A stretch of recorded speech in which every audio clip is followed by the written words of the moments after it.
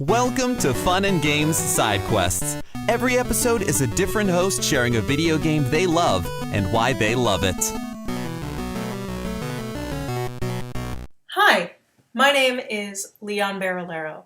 I'm a professional dungeon master and game designer living in New Jersey. I've worked in tabletop games, video games, and immersive theater, and today I want to talk about the game that made me want to make games. Earthbound. Earthbound is a JRPG that was released for the Super Nintendo in 1994. It's a story about 4 children who roam Eagle Land, a charming fake America setting. They go about beating up aliens and other enemies with baseball bats and frying pans and guns. I didn't play Earthbound in 1994, I was too busy being born, but I did main Ness, Earthbound's main character, in Smash Brothers, because I thought it was kind of funny to play a small child in a fighting game full of all these more recognizable and massively more strong-appearing Nintendo characters. It wasn't until 2008, when Brawl came out, that I decided to check out Earthbound. I felt like I kind of owed it to Ness after teaming up with him all these years. If I could sum up the tone and style of Earthbound in only a few words, I would say this: Dragon Quest, but Americana. For example, instead of using health potions, Ness digs hamburgers out of the trash and eats them. A shady guy hides himself behind buildings and tucks himself inside alleyways, and he will sell you, a party of children, military-grade explosives for a hefty fee. Cops in this game do nothing except for block traffic and attack children. The best thing about Earthbound really is how hard they committed to that American aesthetic. And the game is rife with Western pop culture references, of course. The soundtrack samples musicians like the Beatles and Chuck Berry. Mr. T makes an appearance. Several times, the characters encounter the Runaway Five, a 6-piece musical group fronted by 2 brothers who sing the blues, but legally distinct, obviously, because they're in red and green suits instead of black. As a kid who grew up on baseball and classic rock, canonically Ness's 2 favorite pastimes, I saw myself in a lot of this game. I felt like it met me on my level, and it made me feel like any suburban kid growing up in America could develop cool psychic powers and go on a quest. And every tiny detail, from traffic jam mazes to pizza delivery mechanics, that just added to the delight of the game. I realized I wanted to make games that felt this coherent and charming, where all the pieces click together so nicely, and it creates an incredible, seamless experience for your players. But Earthbound is more than its strong branding, irreverent toilet humor, and stunning soundtrack. Earthbound is a story about friendship, sacrifice, and what it means to be good. At the very beginning of the game, the quest giver, a time-traveling insect by the name of Buzz, tells Ness that he is the chosen one, and must go on a very important journey to stop Gygus, an evil alien who wants to take over the Earth. Buzz tells Ness that on his journey, 3 things will be of the utmost importance: courage, wisdom, and friendship. That sounds familiar, right? That's the Triforce. Kind of. Whereas The Legend of Zelda would tell you that the Triforce is made up of courage, wisdom, and power, Earthbound substitutes power with friendship. And then it makes you go on a whole JRPG-style quest to prove that point. For example, Ness gains power in a few ways. He stands up to bullies. That's courage. He travels the Earth, connecting to it, and in the process learns more about his own inner strength. That's wisdom.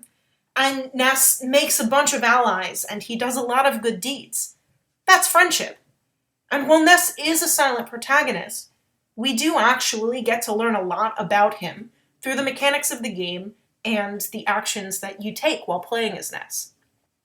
For example, Ness gets homesick a lot, and he has to call his mom, otherwise he faces debuffs in battle.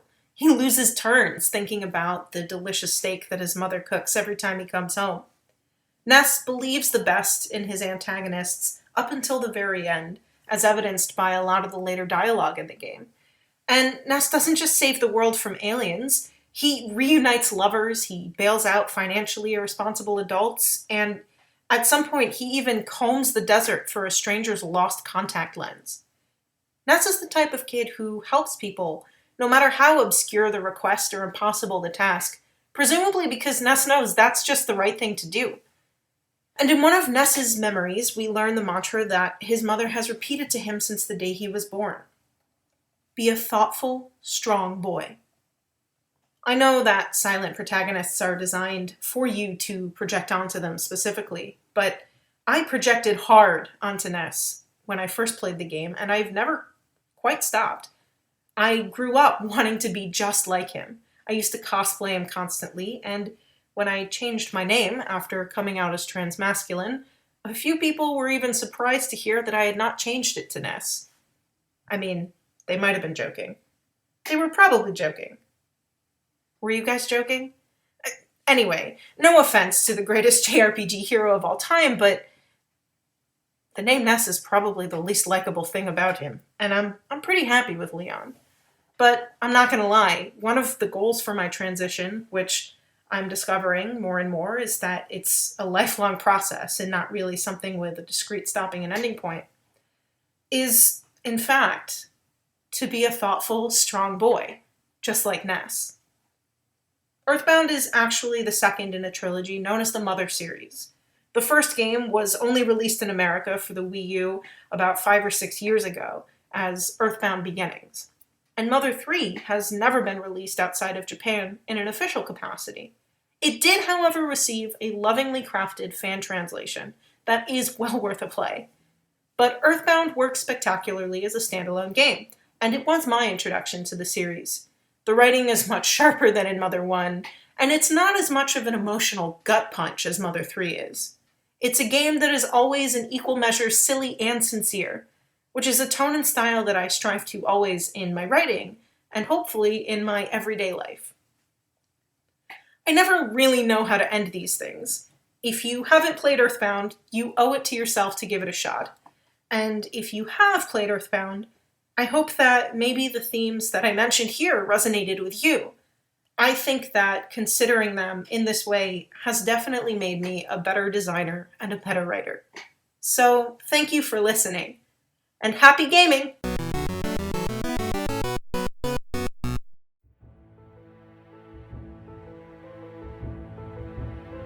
Can you believe we've been friends for 7 years? And it all started because I compared you to Alana the Lioness. Tamara Pierce really set the tone of our friendship. A love of magic, Briar Moss, fantasy, Briar Moss, powerful women, and of course, Briar Moss. I'm Anna. And I'm MJ. And we invite you to join our Circle of Friendship, where we do a chapter-by-chapter deep dive into the Circle of Magic series by Tamara Pierce. We answer important questions like, how does Moonstream let certain dedicates take care of children? Can you imagine anyone else but Mandy Patinkin playing Nico? Knives, Briar? And knives? Join us every other Monday at cofpodcast.libsyn.com or wherever you download podcasts. But seriously, knives?